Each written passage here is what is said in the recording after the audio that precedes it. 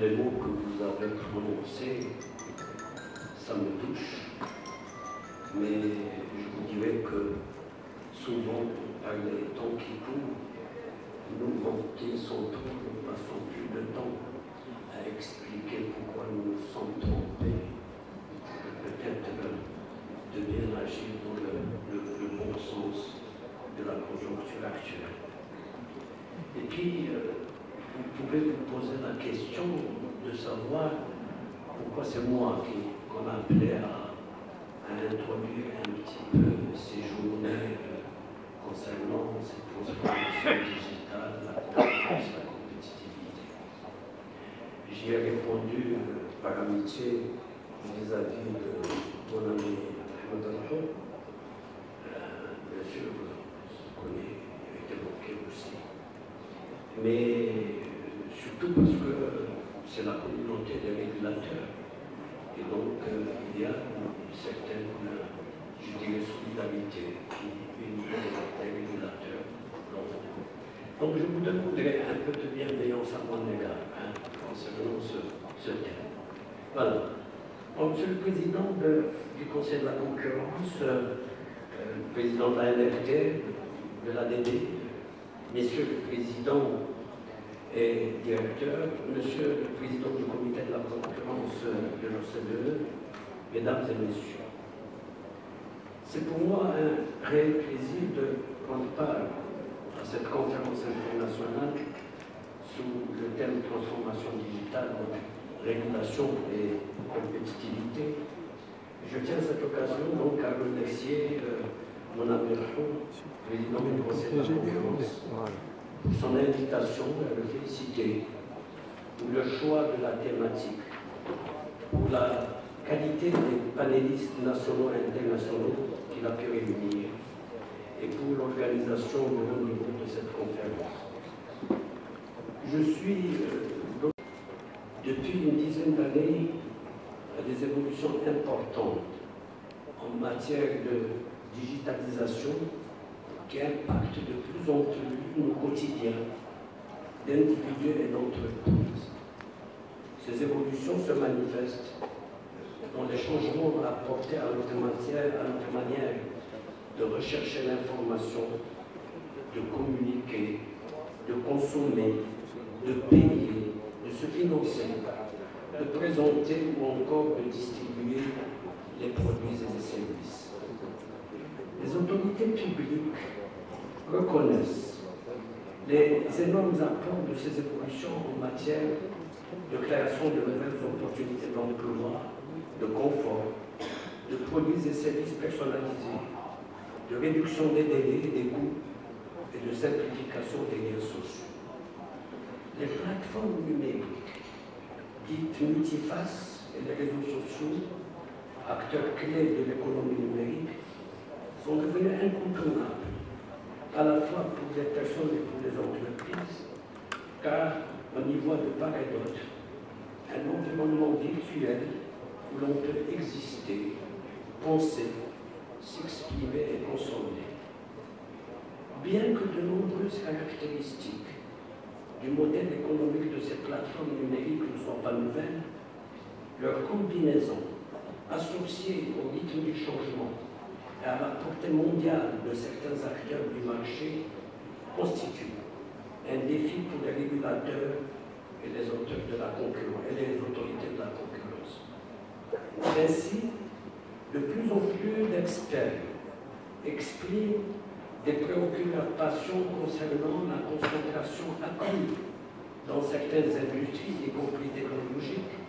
la baisse de la part du travail dans le revenu et les inégalités croissantes de revenus. Il soulève également les risques liés aux technologies utilisées comme les algorithmes d'intelligence artificielle, aux positions dominantes de certains acteurs du marché, pouvant donner lieu à des situations d'abus, au blanchiment des capitaux et au financement du terrorisme, à la cybersécurité et à l'atteinte à la protection des données personnelles. Certains appellent à la dissolution des plus grandes entreprises technologiques ou à leur régulation,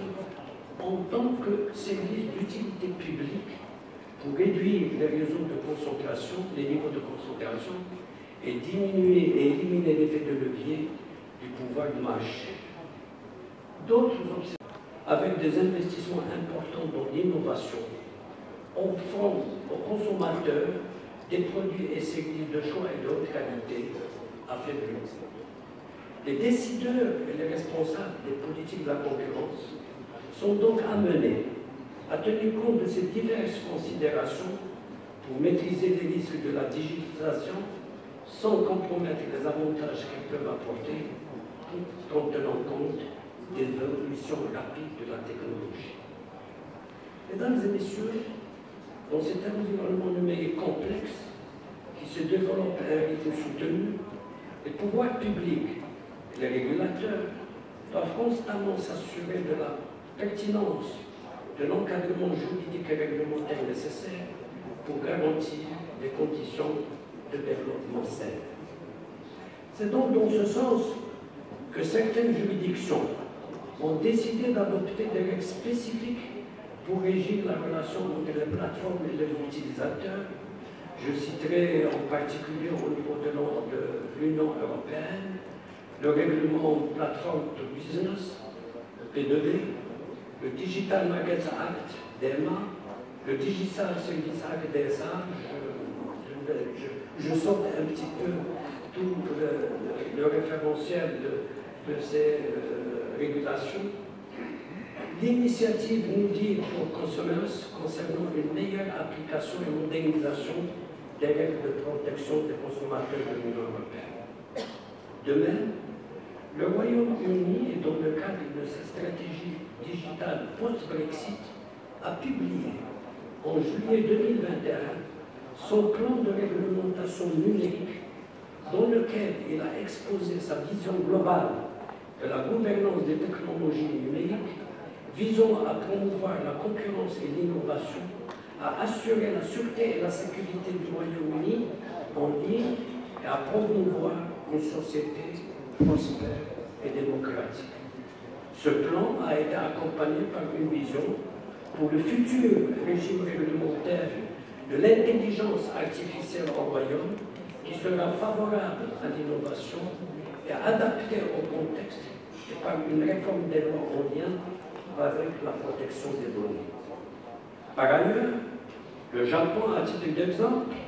a adopté en février 2021 une loi sur l'amélioration de la transparence et l'équité des plateformes numériques. Cette nouvelle législation oblige notamment les fournisseurs de plateformes numériques désignés à œuvrer pour assurer la transparence et l'équité du marché du numérique, ce qui devrait préserver le droit de la concurrence. D'autres directives ont été adoptées en matière de gouvernance des données et de valorisation. Je cite le règlement européen général sur la protection des données personnelles et son équivalent, le PIPEDA, au niveau du Canada, la deuxième directive européenne sur les services de paiement, DSP2, et la proposition de directive européenne sur la responsabilité en matière d'usage de l'intelligence artificielle formulée en septembre dernier. Ces exemples illustrent la complexité des approches de régulation qui doivent combiner à la fois la promotion de la concurrence saine, la protection du consommateur, la protection des données, tout en préservant les avantages de la digitalisation dans un environnement globalisé et en pleine mutation. Mesdames et messieurs, à titre d'illustration, j'en viens maintenant au secteur bancaire qui me concerne plus directement et je l'aborderai sous deux angles. D'abord, l'angle de la transformation digitale et puis celui relatif à la promotion de la concurrence. En effet, le secteur bancaire a été l'un des précurseurs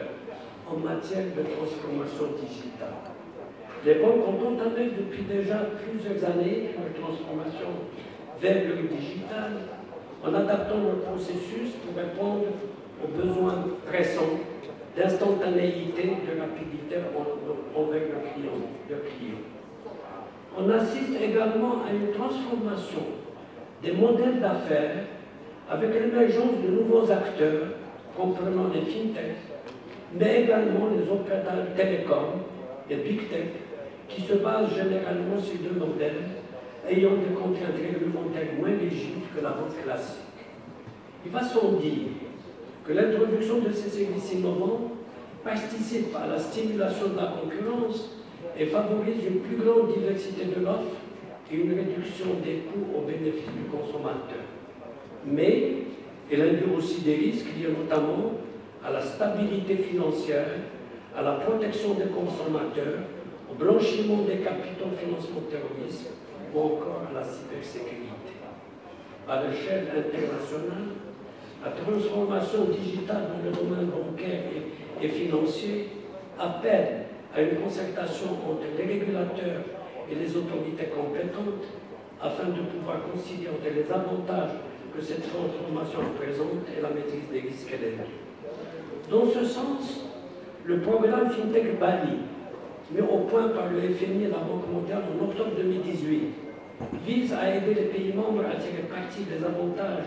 et des possibilités de progrès rapides de la technologie financière,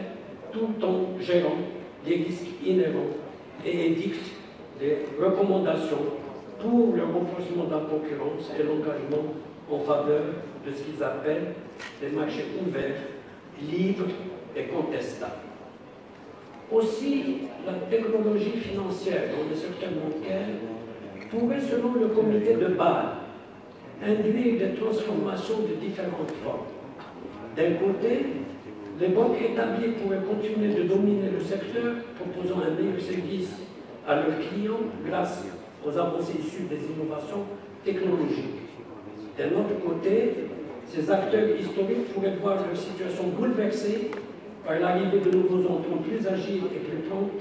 à adopter des innovations de technologie financière qui répondent aux besoins des clients. Selon ce comité, les scénarios distributifs sont improbables. Les scénarios qu'ils appellent morcellement du paysage bancaire ou meilleur banque demeurent les plus susceptibles de se réaliser. Ils se caractérisent principalement par des banques établies qui adoptent le numérique et se modernisent afin de protéger leurs relations clients et le service bancaire de base et l'émergence de nouvelles entreprises. Indépendamment du scénario, les nouveaux acteurs du marché renforceront la concurrence dans ce domaine en proposant des offres à des tarifs concurrentiels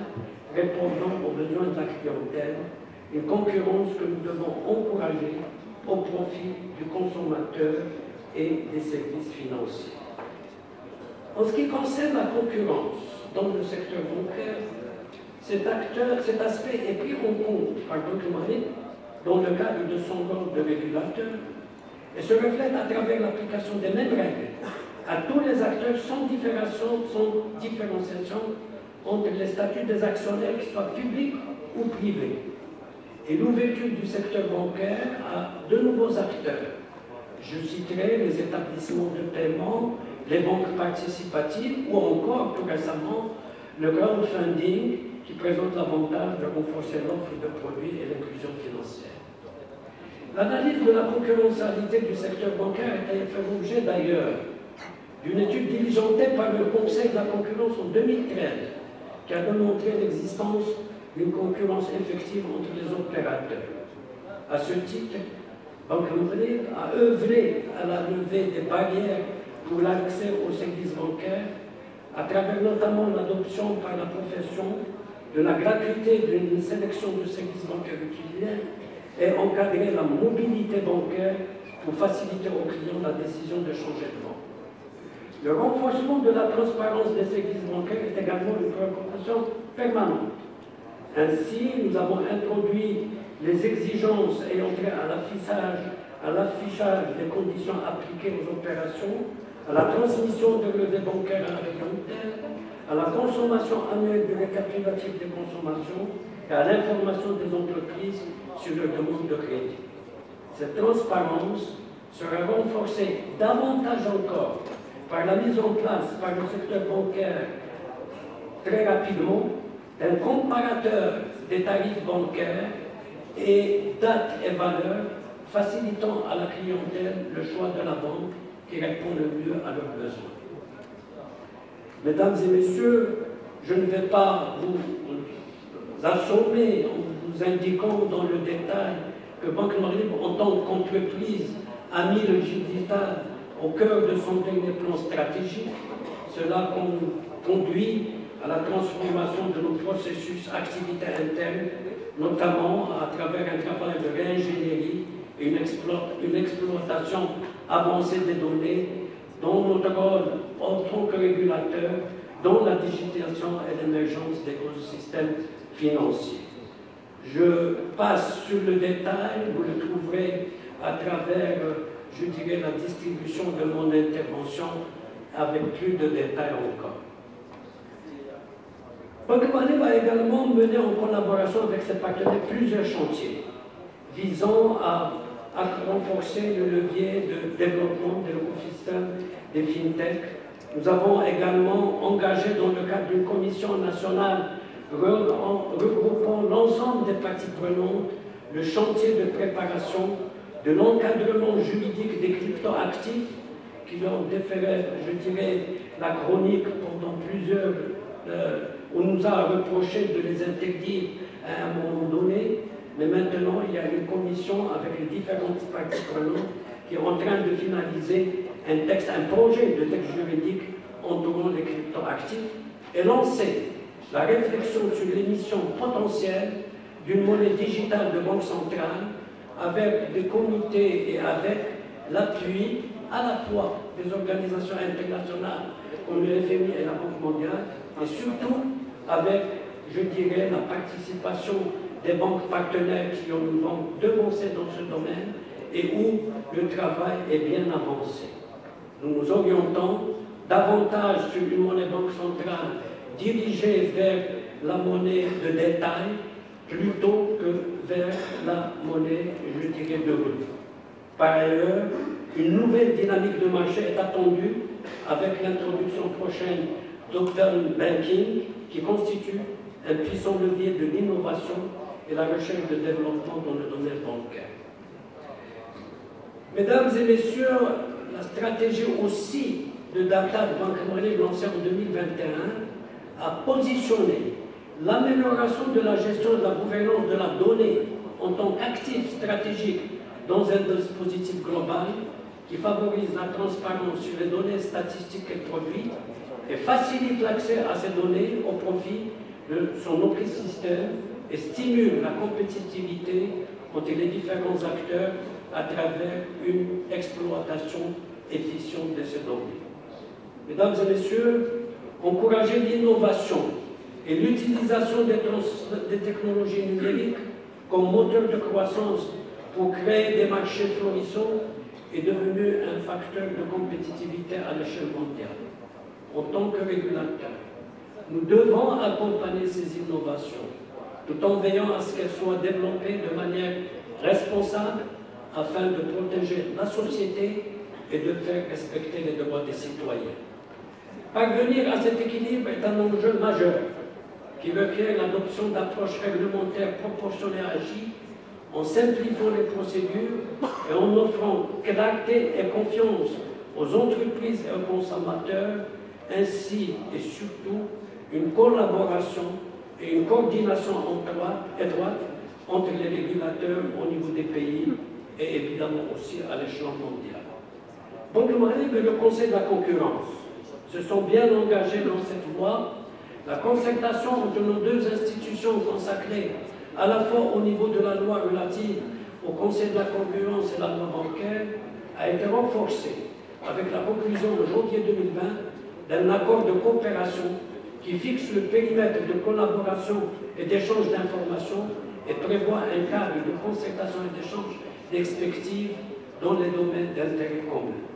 Dans le même sens, nous avons multiplié les accords de coopération avec les autorités de régulation d'institutions nationales telles que la CNDP, la NRT, la NRF, l'AMC, l'INPLC, la Direction générale de la sécurité nationale, l'administration douane et aussi à l'échelon international, l'accord avec plusieurs banques centrales et régulateurs au niveau du secteur bancaire et financier. Je suis convaincu que les thématiques choisies pour ces 2 journées, les interventions des panélistes de haut niveau ne manqueront pas de fournir un éclairage sur les enjeux qui s'imposent à nous et d'enrichir à la fois les débats et des réponses appropriées. En souhaitant plein succès aux travaux de cette conférence, je voudrais vous m'excuser d'avoir peut-être un petit peu long et vous remercier de votre aimable attention.